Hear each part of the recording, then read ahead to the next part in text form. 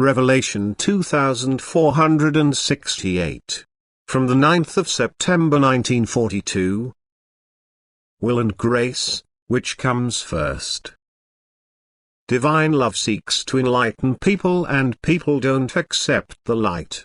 However, the human being has free will, therefore he cannot forcibly be guided into realization. Thus the grace of God flowing to a person is not used because his will resists it. Consequently, their will must come first. God's grace can only become effective if the human being is willing to let it take effect in him. The world is in spiritual darkness, for although God constantly wants to help people with his grace, they pay no attention to it and remain dark and unenlightened. For this reason people must learn in different ways how little they are enlightened by God's Spirit. They themselves must come across contradictions on the part of those they presume to possess truth and light. They must see themselves confronted by questions the answers to which are beyond their knowledge, so that they will then take the path towards realization of their own accord. For God's love and care constantly guide his living creations such that they can find the truth if the will for it arises in them.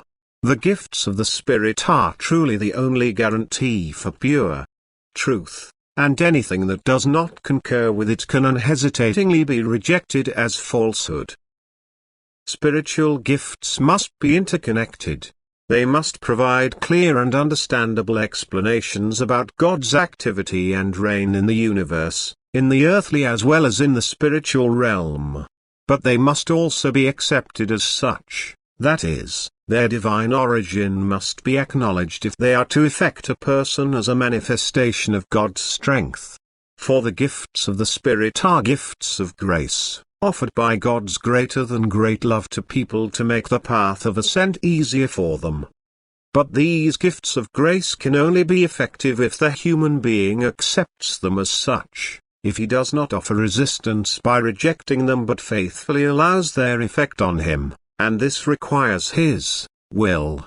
If, however, he offers resistance, that is, if he inwardly rejects them, the effect is out of the question, otherwise a person would be guided into light, that is, into knowledge, against his will, which would curtail his freedom of will. Grace is an endowment, thus it is a gift the human being is not entitled to. Nevertheless, God expects people to respect his gift of grace. He expects it to be appealed for and gratefully received if it is to take effect as grace.